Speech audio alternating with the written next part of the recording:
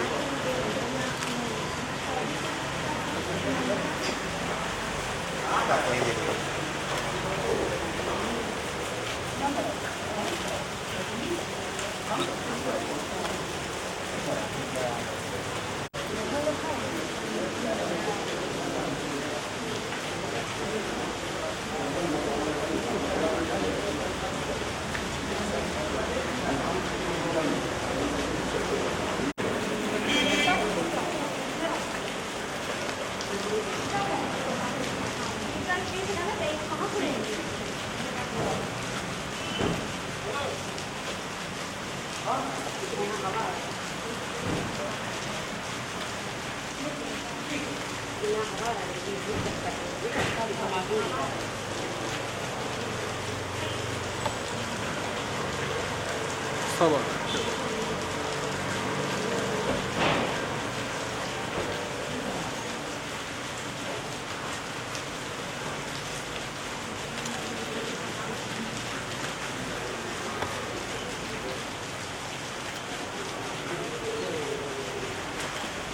हाँ जी।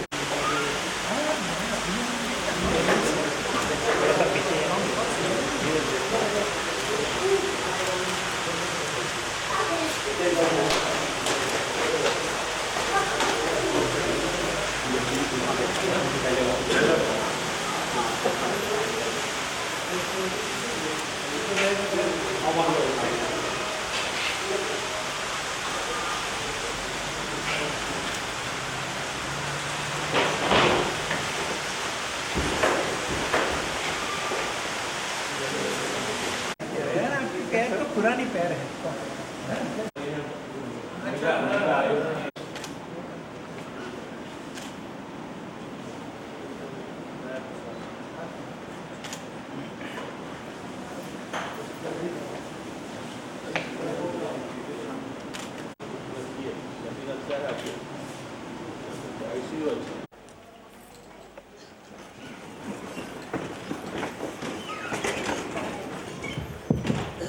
हार्दिक हार्दिक स्वागत।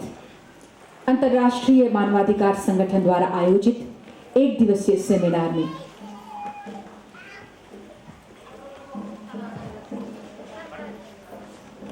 आज के समारोह के माननीय मुख्य अतिथि महोदय का साथ ही मैं मंच पर सादर आमंत्रित करती हूँ हमारे माननीय अतिथिगण को। बहुत बहुत स्वागत सर। झारखंड में महिला सशक्तिकरण का महत्व एवं विधिक जागरूकता विषय पर आधारित आज के इस सेमिनार में, जिसका आयोजन अंतर्राष्ट्रीय मानवाधिकार संगठन द्वारा किया गया है, और आज के इस अवसर पर गरिमामय उपस्थिति हमारे माननीय मुख्य अतिथि एवं माननीय विशिष्ट अतिथिगण का बहुत बहुत स्वागत। और आप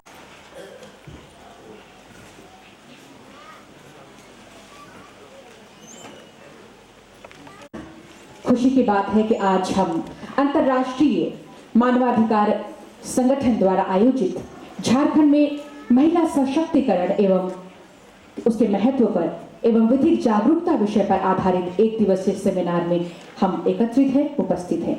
और आज के अवसर पर हमारे बीच गरिमामयी उपस्थिति है झारखंड की माटी के गौरव, रांची के धरती पुत्र, माननीय मुख्य अतिथि माननीय न्यायमूर्ति M.Y. इकबाल, न्यायाधीश सर्वोच्च न्यायालय नई दिल्ली की, और साथ ही गणमान्य अतिथिगण की उपस्थिति।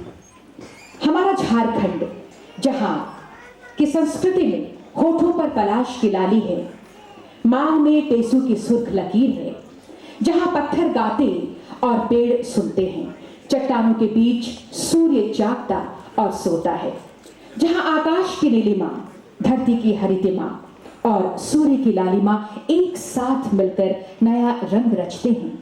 तो आइए हम ऐसे ही रंगों के साथ, रंग बिरंगे फूलों के साथ स्वागत करते हैं हमारे माननीय अतिथिगण का। मैं निवेदन करूंगी श्री बहुत बहुत धन्यवाद सर।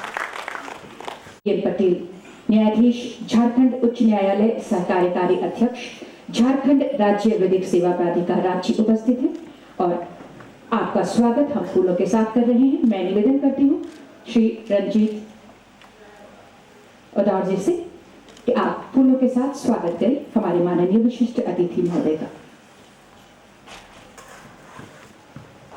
और आपकी ओर से न्यायमूर्ति श्री R.R. प्रसाद, न्यायाधीश, झारखंड उच्च न्यायालय रांची की, मैं निवेदन करती हूँ श्री शीतल छावड़ा जी से कि आप फूलों के साथ आपका स्वागत करें।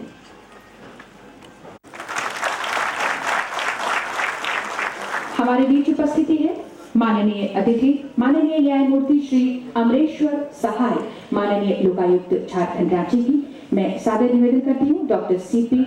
अग्रवाल जी से कि आप पुष्पगुच्छ देकर स्वागत करें माननीय न्यायमूर्ति श्री अमरेश्वर सहाय जी का।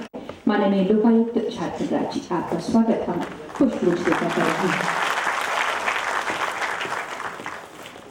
महुआ मांझी, अध्यक्षा राज्य महिला आयोग झारखंड राज्य, मैं निवेदन करती हूँ श्रीमती कैसर से कि आप फूलों के साथ इनका स्वागत करें। अनुरोध माननीय अतिथि, माननीय अध्यक्ष होने चाहिए, हमारे माननीय अतिथिगण के लिए स्वागत करें। ऐसे ही दृढ़ संकल्प के साथ, उद्देश्यों के साथ कि लोग आगे बढ़े, कदम से कदम मिलाएं।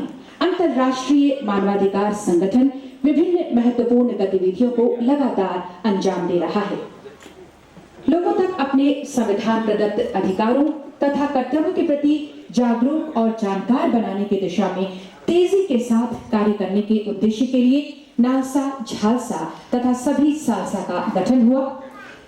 चाहे निःशुल्क विधिक सहायता प्रदान करने की बात हो, छोटे मोटे आपसी झगड़ों को सुलझाकर सकारात्मक वातावरण के निर्माण की बात हो, विधिक साक्षरता को प्रोत्साहित करने की बात हो, असमर्थ, गरीब तथा असहाय लोगों को निःशुल्क कानूनी सहायता प्राप्त कराने में उनकी अपेक्षित मदद कराने की बात हो, या फिर महिला, बुजुर्ग या बच्चों के साथ हो रहे शोषण या अन्याय के विरोध की बात हो, लगातार अंतर्राष्ट्रीय मानवाधिकार संगठन प्रयासरत है।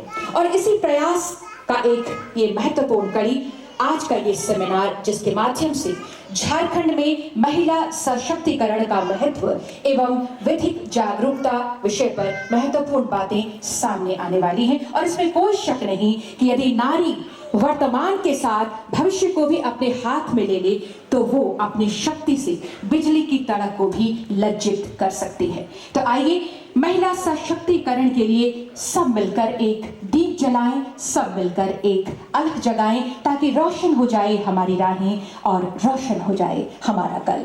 मैं विधिक जागरूकता रोशन करती रहे। दीप प्रज्वलित कर आज के इस सेमिनार का, एक दिवसीय सेमिनार का विधिवत शुभारंभ किया जा रहा है। झारखंड में महिला सशक्तिकरण को बढ़ावा देने के लिए, महिलाओं में विधिक जागरूकता लाने के लिए, महिलाओं को जानकार बनाने के लिए, महिलाओं को सशक्त बनाने के लिए, महिलाओं को आगे बढ़ाने के लिए, ये बहुत ही महत्वपूर्ण आज का विषय। और इसी पर आधारित आज की हमारी ये कार्यशाला, जिसका दीप प्रज्वलित कर विधिवत उद्घाटन किया जा रहा है। और कहते भी है कि आस का दीपक जलाओ, दीप जल जाएगा, मंजिल हो कितनी भी दूर पास हो जाएगी।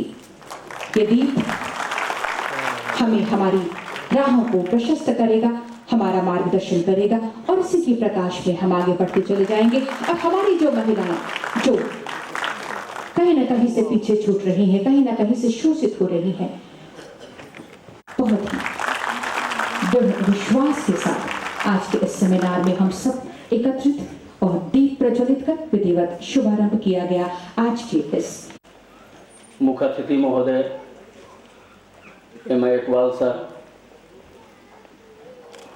और उपस्थित न्यायमूर्तिगण से एक रिक्वेस्ट है हमारा कि लोकायुक्त महोदय जो मंच पर आसीन हैं, बहुत रिक्वेस्ट और हॉस्पिटल से इनको हम आग्रह करके लाए थे और इनके पिताजी का तबीयत बहुत ख़राब है। सर, हम आदेश चाहेंगे कि उनको यहाँ से हम विदा करें। आपकी उपस्थिति के लिए हम आपको धन्यवाद देते हैं सर।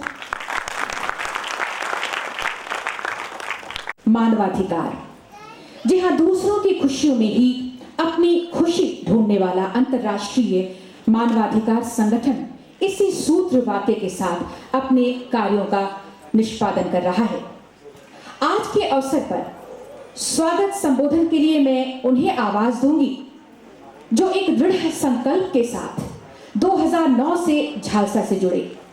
इन्हीं के नेतृत्व में लगभग 12 जिलों में 2010 में जन जागरण अभियान एक पद यात्रा संगठन के द्वारा चलाई गई और इस दौरान लगभग 16,000 नाना प्रकार के केस विभिन्न जिलों में झालसा को दिया गया। जी हाँ, बिहार राज्य के निवासी होते हुए भी झारखंड में खास करके आदिवासी बहुल एरियाज में काम करने वाले, साथ ही 2013 में मानवाधिकार के क्षेत्र में उत्कृष्ट कार्य करने के लिए राष्ट्रपति द्वारा दिनकर साहित्य रत्न सम्मान से सम्मानित अंतर्राष्ट्रीय मानवाधिकार संगठन दिल्ली के राष्ट्रीय प्रभारी डॉक्टर MS पाठक को मैं सादर आमंत्रित करती हूं। सर, आप आएं और स्वागत संबोधन दें। माननीय मुख्य अतिथि महोदय एम इकबाल सर, माननीय विशिष्ट अतिथि महोदय DN पटेल सर, न्यायाधीश झारखंड उच्च न्यायालय से अध्यक्ष, झारखंड राज्य विधि सेवा प्राधिकरण, माननीय न्यायाधीश न्यायमूर्ति आर प्रसाद साहब, अध्यक्ष झारखंड उच्च न्यायालय विधिक सेवा समिति, श्रीमती महुआ माझी जी, अध्यक्ष महिला आयोग समिति, आप लोग को हार्दिक ढंग से स्वागत करता हूं। सर, आज का विषय महिला सशक्तिकरण और विधिक जागरूकता रखी गई है। इसके पीछे सोच यह था कि महिला को संविधान में सारा हक मिला है और न्यायिक तंत्र रूप से भी वो मजबूत कदम है, पर कहीं न कहीं विधिक जागरूकता के कारण उनमें कमी आ जाती है, जिसके चलते वो अपने अधिकार को पाने में असमर्थ रहते हैं। सर, आज हमारे लिए बहुत ही महत्वपूर्ण क्षण है, क्योंकि हमारे बीच आप सभी महानुभाव उपस्थित हैं जो हमारे प्रदेश के गरिमामय व्यक्तित्व हैं। आपको अपने बीच पाकर हम अत्यधिक प्रसन्न हैं। माननीय न्यायाधीश इकबाल साहब, वैसे तो हर भेंट में ही मेरे लिए यादगार क्षण होता है, लेकिन वास्तव में आज के इस कार्यक्रम के लिए आप अपना बेहद कीमती समय देकर उसी उद्देश्य के लिए विशेष रूप से यहाँ आकर उन्होंने अद्भुत कृपा की है। अन्य सभी गणमान्य अतिथियों ने भी जिस उत्साह के साथ हमारे आमंत्रण को स्वीकारा है, उसके लिए धन्यवाद देने के लिए मेरे पास शब्द नहीं है। आज मैं यह कहने की स्थिति में हूँ कि झारखंड में हमारे समस्त अभियान का दीपक आपने ही जलाया था और इसके लौ प्रज्वलित होती रहे, इसके लिए माननीय अध्यक्ष श्री DM पटेल सर ने अपने कीमती वक्त में बहुमूल्य सुझाव और दिशा निर्देश देकर भी का काम किया है। आपके द्वारा दी गई प्रेरणा कि वे कुछ शब्द ही हमारे आगे बढ़ने का मार्ग प्रशस्त कर रहे हैं। भले ही दुनिया कुछ भी कहे, लेकिन हम सभी का मानना है कि अंतर्राष्ट्रीय मानवाधिकार संगठन को प्राप्त उपलब्धियों का अच्छा खासा श्रेय आप सभी महानुभावों को जाता है। अंतर्राष्ट्रीय मानवाधिकार संगठन के महत्वाकांक्षी कार्यक्रम जन जागरण अभियान विधिक जागरूकता पद यात्रा को अब तक आशा से अधिक सफलता मिली है। सर, झारखंड भारत का एक ऐसा प्रदेश है जहां वातावरण में ही प्रकृति के समस्त लक्षण घुले हैं। जल, जंगल एवं जमीन के प्रति इस प्रदेश की सबसे बड़ी खासियत यह है कि यहाँ के सामाजिक जीवन में प्राकृतिक संदेश की खुशबू समावेश है। मूलतः महिला पुरुष कदम से कदम मिलाकर चलते हैं, विशेष रूप से जनजातीय लोग, लेकिन दूसरी संस्कृतियों से संपर्क तथा आधुनिक वातावरण में प्रवेश समावेश के साथ स्थिति बदलती है। महिला पुरुष के सामंजस्य समानता की उस आदर्श स्थिति पर आघात हुआ है।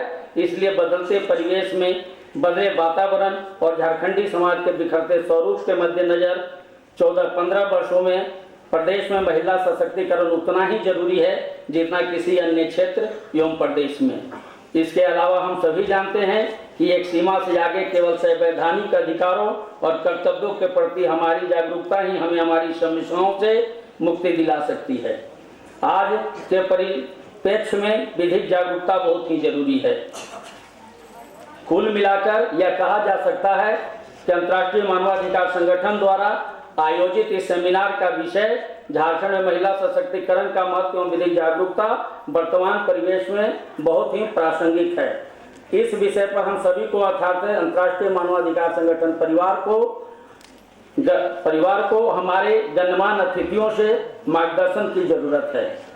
आप सभी का विशेष रूप से मुख्य अतिथि एवं अन्य गणमान्य अतिथियों का अभिनंदन करते हुए मैं अपने सभी पदाधिकारियों, विधिक सेवकों, कार्यकर्ताओं से अनुरोध करता हूं कि वे हमारे सभी अतिथियों के संदेशों को न केवल ग्रहण करें बल्कि आत्मसात करें और इसे अपने प्यारे झारखंड के दूर दराज के क्षेत्रों में सभी लोगों तक पहुंचाएं। अपने सीमित क्षमता में झारखंड के सामाजिक और सांस्कृतिक विकास में यह हमारी सबसे महत्वपूर्ण भागीदारी होगी। इसी कामना और प्रयास के साथ आपके यहाँ उपस्थित होने पर मैं हृदय से स्वागत करता हूँ आपके अभिनंदन के लिए हमारे पास शब्द नहीं है। विभिन्न जिला से आए हुए पदाधिकारी, कार्यकर्ता, विधि सेवक, भाइयों बहनों की तरफ से पुनः आपको तहे दिल से स्वागत करता हूँ। अध्यक्ष महोदय, और सचमुच ये जो सेमिनार है आज आयोजित किया गया है अंतर्राष्ट्रीय मानवाधिकार संगठन के द्वारा, एक बहुत ही अच्छा प्रयास ताकि महिलाओं को सशक्त बनाया जा सके, उन्हें विधिक संबंधी उनके अंदर जागरूकता और जानकारी पैदा की जा सके। वैसे वैदिक रूप की बात करें तो महिलाओं को काफी सशक्त बताया गया है। हम अगर नजर डालें तो विद्या की देवी सरस्वती, धन का आदर्श लक्ष्मी, शक्ति का रूप दुर्गा, सौंदर्य की देवी रति, पवित्रता का रूप गंगा और यहाँ तक कि सर्वव्यापी ईश्वर को भी हम जगत जननी का रूप देखते हैं। लेकिन आज के समय में अगर हम नजर डालें तो महिलाएं असुरक्षित हैं, शोषित हैं और अत्याचार की शिकार हो रही हैं। ये जरूरत महसूस हो रही है कि महिला सशक्तिकरण पर जोर दिया जाए, सामाजिक, आर्थिक, राजनीतिक और कानूनी रूप से उन्हें मजबूत किया जाए। महिलाओं को समानता और सम्मानजनक जीवन प्रदान करने की दिशा में महिला आयोग बहुत ही आवश्यक कदम उठा रहा है ताकि न्याय की उपलब्धता हो, महिलाओं को कानूनी अधिकार देने की बात हो या आर्थिक, सामाजिक एवं विकास योजनाओं से उन्हें अवगत कराने की बात हो। सब कुछ हर दिशा में कार्य कर रहा है महिला आयोग और हमें खुशी है कि इस दिशा में 2 कदम आगे रहने वाली श्रीमती महुआ मांझी, माननीय अध्यक्षा राज्य महिला अधिकार आयोग झारखंड रांची उपस्थित हैं। मैं आपको मैम सादर आमंत्रित करती हूं आज के इस अवसर पर आप आएं और अपने बहुमूल्य विचारों से हमें अवगत कराएं। तालियों के साथ मंच पर आसीन माननीय न्यायमूर्ति M.Y. इकबाल जी, माननीय न्यायमूर्ति श्री D.N. पटेल जी, माननीय न्यायमूर्ति Shri R.R. Prasad ji, doctor M.S. Pathak ji और इस सभागार में उपस्थित सभी आदरणीय विद्वज्जनों, मित्रों और मीडिया के बंधुओं, सबसे पहले मैं आयोजकों के प्रति, झालसा के प्रति हार्दिक आभार व्यक्त करना चाहूँगी कि उन्होंने मुझे आज के इस सारस्वत कार्यक्रम में आप लोगों के बीच उपस्थित होने का अवसर प्रदान किया है। कल धरती आबा बिरसा मुंडा का शहादत दिवस था। मैं झारखंड की आधी आबादी की तरफ से, समस्त महिलाओं की तरफ से उन्हें नमन करती हूँ और ये कहना चाहती हूँ कि धरती आबा बिरसा मुंडा का सपना तभी पूरा होगा जब यहाँ की आधी आबादी सशक्त होगी और इस संदर्भ में ये पहल अत्यंत सराहनीय है। मैं आयोजकों को साधुवाद देती हूँ। हमें ये सोचकर बहुत दुख होता है कि हमारा झारखंड प्राकृतिक रूप से इतना समृद्ध है, यहाँ की खनिज संपदा से पूरा देश समृद्ध हो रहा है। यहाँ की कीमती लकड़ियाँ भी देश विदेश जा रही है, परंतु यहाँ की महिलाएं, यहाँ के लोग इतने गरीब और पिछड़े हैं कि हम जहाँ भी जाते हैं बाहर, अभी हाल ही में मैं ह्यूमन राइट कमीशन के एक सेमिनार में दिल्ली गई थी। वहाँ भी जो समस्याएं महिलाओं के बारे में कही गई उसमें सबसे ऊपर झारखंड ही था। ट्रैफिकिंग की समस्या को लेकर वहाँ पर बातचीत हो रही थी। उसी तरह से जब मैं NCW नेशनल वुमेन कमीशन के कार्यक्रमों में जाती हूँ तो विमेन एट्रोसिटी पर जो कार्यक्रम होते हैं, महिला हिंसा के खिलाफ जो कार्यक्रम होते हैं, उसमें भी झारखंड को अग्रणी माना जाता है। डायन हत्याएं होती हैं झारखंड में। अभी जयपुर में नेशनल वुमेन कमीशन का कार्यक्रम हुआ था जहाँ पूरे देश भर की महिलाओं की अध्यक्षाओं को बुलाया गया था और वहाँ पर उस सेमिनार को संबोधित करने के लिए हमारी झारखंड से सरायकेला से छुटनी महतो जी को बुलाया गया था, जो कि डायन प्रताड़ना का शिकार हो चुकी हैं।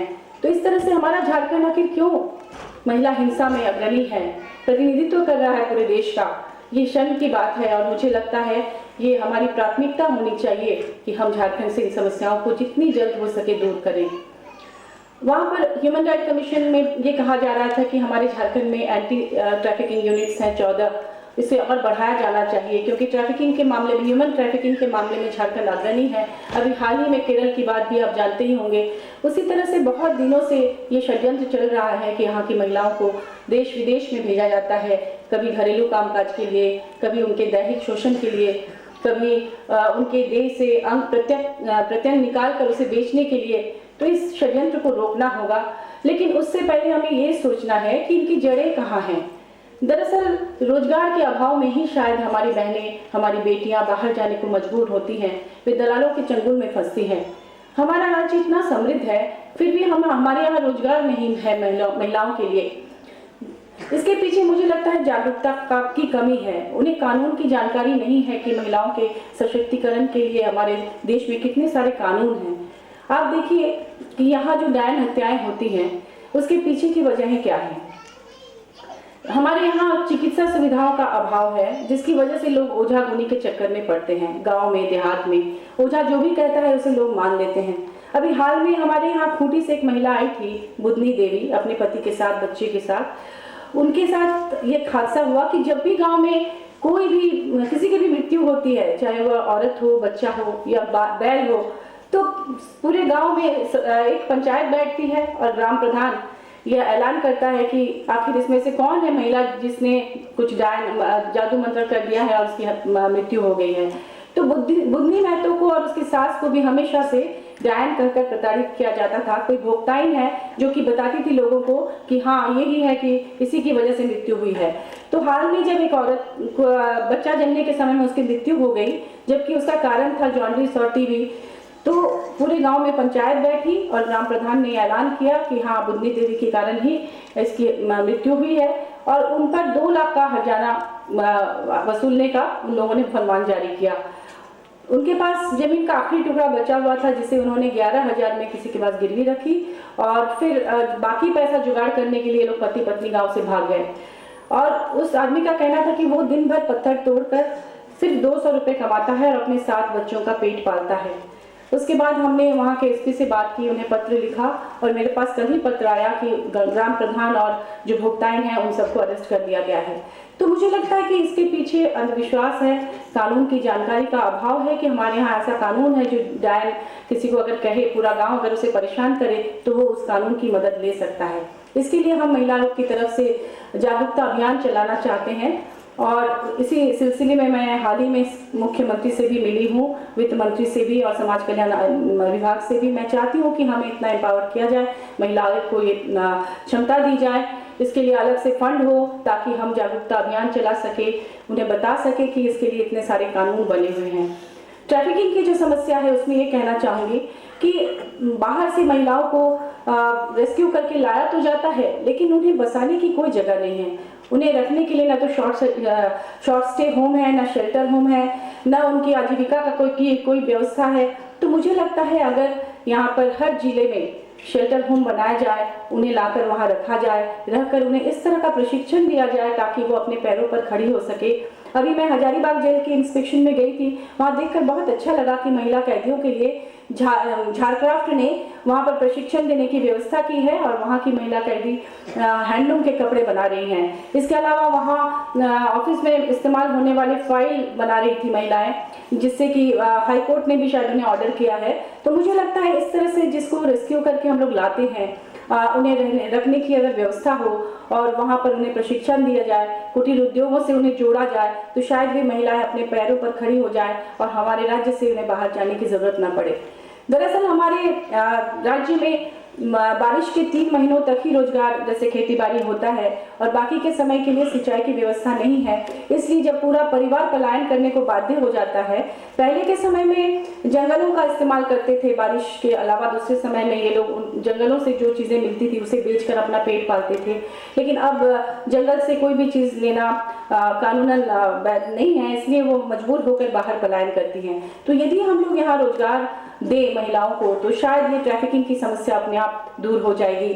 उन्हें शिक्षा दे सही तरीके से, जो कि क्वालिटी शिक्षा हो। गांव में जो शिक्षा होती है, शिक्षा दी जाती है, उसमें ढंग से उनकी पढ़ाई नहीं होती है। ये मध्याह्न भोजन के नाम पर सारी शिक्षिकाएं जो है वो भोजन के बनाने में और उसके रख रखाव में और सामान खरीदने में ही पूरा समय व्यतीत कर देती हैं। तो मुझे लगता है कि अगर अच्छे और समर्पित शिक्षकों को उन तक पहुंचाया जाए, वहाँ पर शिक्षा की व्यवस्था हो, तो ऐसे भी महिलाएं अपने पैरों पर खड़ी हो सकती है।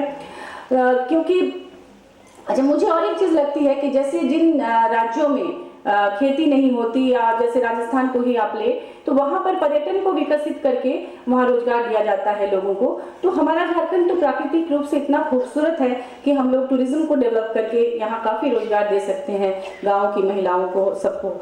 तो मुझे लगता है कि इस तरह का प्रयास होना चाहिए। और मैंने अभी बात की है समाज कल्याण विभाग से भी कि हम बहुत जल्द एक शेल्टर होम रांची में खोलने का प्रयास कर रहे हैं, और उसमें हम लोग जो महिलाएं बाहर से आती हैं, रेस्क्यू होकर आती हैं या डायल कह के उन्हें प्रताड़ित किया जाता है, उन्हें तत्काल वहाँ रखें। और एक ऐसा सेंटर भी हम बनाना चाहते हैं। इसके लिए मैंने दिल्ली जाकर इंस्टीट्यूट में बात की है, शायद हुडको अपने CSR फंड से हमारी मदद करे, लेकिन हमें कुछ ज़मीन की ज़रूरत है। हर जिले में हम ज़मीन लेकर चाहते हैं कि महिलाओं के लिए एक ऐसा सेंटर खोला जाए जहाँ पर कि एक साथ वृद्धाश्रम भी हो, नारी निकेतन हो, शॉर्ट स्टे हो, होम हो, शेल्टर होम हो। इसके अलावा हम अगर वहाँ चाहे तो प्रशिक्षण की व्यवस्था कर सकते हैं उनकी आजीविका के लिए। या जो रेप विक्टिम्स होती हैं जिन्हें लेकर पुलिस दर दर भटकती है इस हॉस्पिटल में, उस वार्ड में, यहाँ वहाँ, और उन्हें मानसिक प्रताड़ना झेलनी पड़ती है, ऐसी महिलाओं के लिए भी उसी जगह पर सारी व्यवस्था हो कि उन्हें इधर उधर ना जाना पड़े, वहाँ सम्मानजनक तरीके से उनकी जाँच वगैरह हो जाए। तो इसके लिए मैं बात कर रही हूँ। अभी चीफ सेक्रेटरी से मेरी मीटिंग हुई है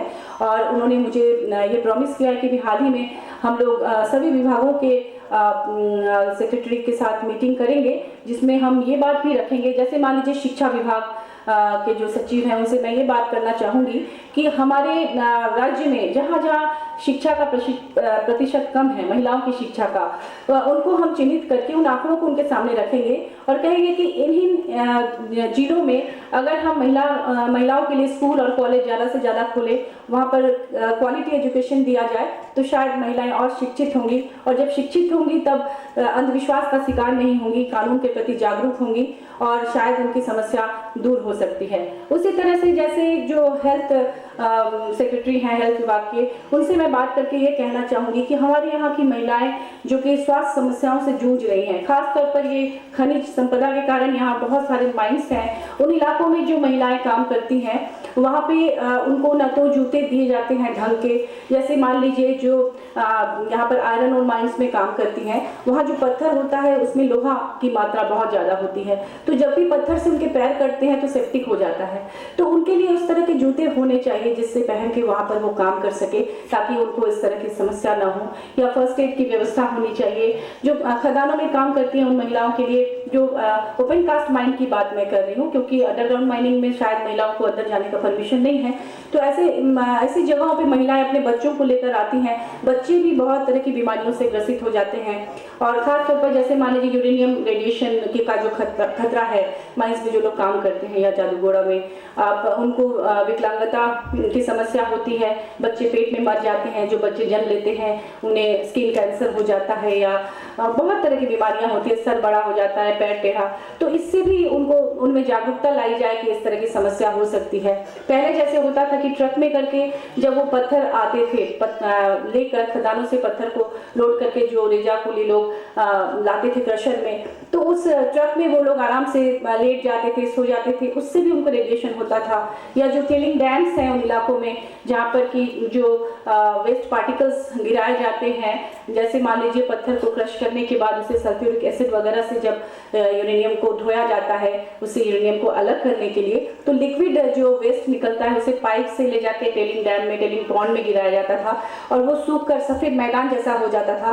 तो अज्ञानता की वजह से, जागरूकता की कमी की वजह से महिलाएं उसके ऊपर से पैदल चलती थी, क्योंकि शॉर्टकट होता था उन्हें अपने खेतों में जाने के लिए या घर जाने के लिए। तो पैदल जब चलती थी तो उन्हें रेडिएशन उनको होता था, इससे वो विकलांग हो जाती थी, पेट में बच्चा मर जाता था, या बाद में भी जन्म के बाद तरह तरह की बीमारियों से ग्रसित होते थे।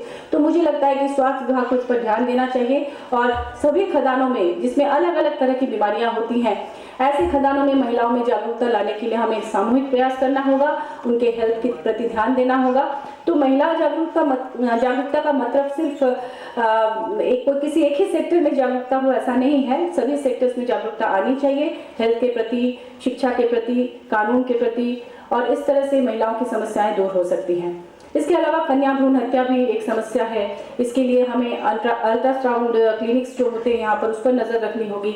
इधर अभी हम लोग हजारीबाग में गए थे ओपन कोर्ट लगाने के लिए, तो वहाँ हमने जेल का इंस्पेक्शन किया, फिर हॉस्पिटल का इंस्पेक्शन किया, तो वहाँ सदर अस्पताल की हालत बहुत ज़्यादा खराब थी। हम लोगों ने देखा कि एक छोटे से वार्ड में हर तरह की महिलाओं को रखा गया था, जिसमें कि जो जली हुई महिलाएं थी उनको भी रखा गया था, जो नवजात शिशु सुबह जन्म लिया था उसकी माँ को और उसको भी रखा गया था, ऑपरेशन के बाद के पेशेंट्स भी वहीं पर थी, संक्रामक बीमारी से ग्रसित औरतें भी वहीं पर थी, और उसी वार्ड में मक्खियाँ भिनभिना रही थी। जो जली हुई औरतें थी उनके लिए ना तो मच्छरदानी की व्यवस्था थी, और बाहर से लोग जूते चप्पल पहन के अंदर घूम रहे थे, और आवारा कुत्ते वहाँ पे घूम रहे थे। तो मैंने इस पर बहुत कड़ी आपत्ति जताई, वहाँ की मीडिया ने भी हमारा साथ दिया, और उसके बाद तुरंत वहाँ डीसी ने एक्शन लिया, वहाँ पर उनका वेतन रोक दिया गया, जो प्रभारी हैं उनके खिलाफ शो कॉज किया गया। और उसके ठीक बगल में उसी कैंपस में एक बड़ा सा हॉस्पिटल बनकर करीब 2 साल से पड़ा हुआ था, जिसे हैंडओवर नहीं किया गया था, जबकि हजारीबाग प्रमंडल के अंतर्गत चतरा, कोडरमा और विभिन्न जगहों से, बहुत जगहों से मरीज आते हैं, लेकिन उन्हें ठहराने की व्यवस्था नहीं है, रखने की व्यवस्था नहीं है, वहाँ पर स्टाफ नहीं है, क्योंकि उस वार्ड में हमने देखा कि वहाँ पे बेडशीट तक नहीं था। मरीज अपने घर से जो लाए तो लाए, नहीं तो ऐसे ही पड़े हुए थे फटे हुए रेक्सिन वाले बेड के ऊपर। तो मैंने जब पूछा कि आखिर ऐसा क्यों है, तो कहा कि पूरे हॉस्पिटल में एक ही धोबी है और वो इतने सारे बेडशीट्स को धो नहीं सकता। वहाँ से डॉक्टर नदारद थे, कोई भी डॉक्टर वहाँ पर नहीं था, और एक बच्चा सुबह 7 बजे उसका जन्म हुआ था, शाम को हम लोग गए वहाँ, तब तक किसी ने उसको देखने कोई आए ही नहीं थे। लेबर रूम की भी हालत बहुत खराब थी। तो इस तरह से जब मैंने आपत्ति जताई तो फिर उस पर एक्शन हुआ, और अभी पता चला है कि हॉस्पिटल की हालत बहुत सुधर गई है, और नए बिल्डिंग में भी हॉस्पिटल को शिफ्ट करने की बात मैंने डीसी से कही थी, तो उन्होंने मुझे कहा है, आश्वासन दिया है कि बहुत जल्द वहाँ शिफ्ट किया जाएगा।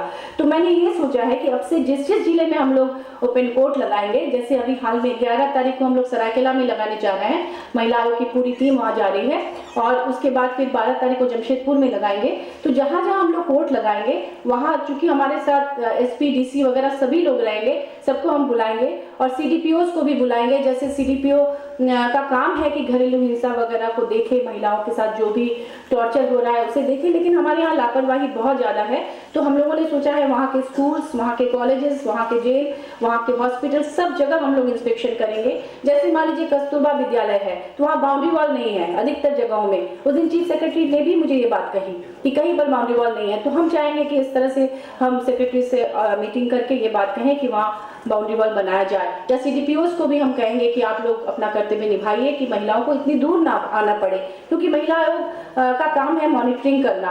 और चूंकि यहाँ पर महिला थानों से भी कई लोगों का भरोसा कई बार उठ गया है, तो हम ये चाहेंगे कि अगर हम महिला थानों को एक्टिव कर दें, अगर हम महिला कोषांग को एक्टिव कर दें, और इस तरह से जो सीडीपीओस है या महिला हेल्पलाइन जो समाज कल्याण विभाग की तरफ से चलाया जाता है उन्हें एक्टिव कर दें, और सब लोग अपने अपने ढंग से काम करें और महिलाओं का विश्वास उनके प्रति जगे, तो शायद झारखंड में किसी भी तरह की हिंसा नहीं रहेगी, उसमें जागरूकता आएगी। तो मुझे लगता है कि मेरे कार्यकाल में मैं, अगर आप लोगों का सहयोग हो तो मैं ये सब करना चाहूँगी, ताकि जल्द से जल्द झारखंड की महिलाओं की समस्या दूर हो, और इसकी बदौलत ही हम बिरसा मुंडा के सपनों को पूरा कर सकते हैं। क्योंकि आधी आबादी अगर जागरूक होगी, आधी आबादी अगर अच्छी स्थिति में रहेगी, तो आने वाली पीढ़ी जो बच्चे होंगे उनकी भी स्थिति निश्चित रूप से अच्छी होगी, और उन बच्चों में लड़के भी होंगे और लड़कियां भी होंगी।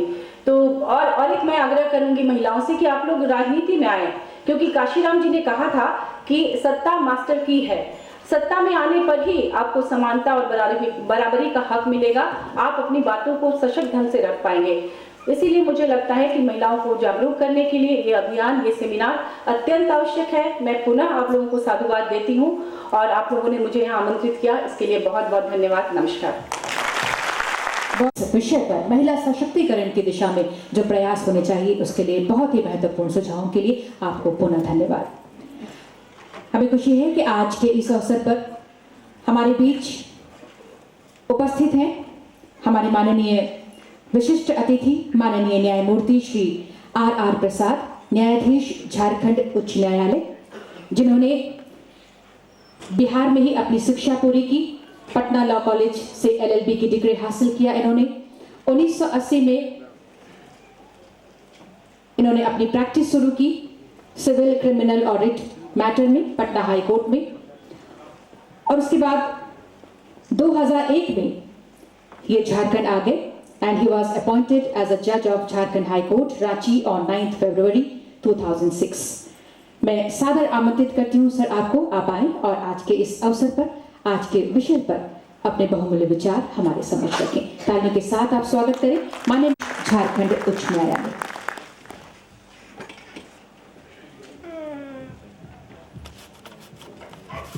मैं सबसे पहले क्षमा चाहूँगा कि मैं अपनी बात अंग्रेजी में रखूँगा, बट बातों का सार जो होगा वो मैं अंत में हिंदी में बता दूँगा। Honorable Mr. Justice M.Y. Iqbal, Judge Supreme Court of India, my esteemed brother Justice Patel, Srimati Mahua Manji, Chairperson, Women's Commission, State Women's Commission, Dr.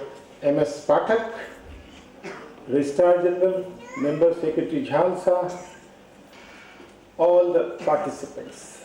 A very good morning to all of you. The topic on which this seminar has been organized assumes much importance, as every day we are coming across through print media or electronic media about the torture, physical or mental, being meted out to the woman. Sexual assaults on women are increasing day by day, though you will be finding several articles, speeches highlighting the rich heritage and enlightened societies of the past, where women were treated as equal. Even status of woman was given as that of goddess, Devis. But the truth is that in modern India, or you can say everywhere, the women are being treated as second-rate citizens.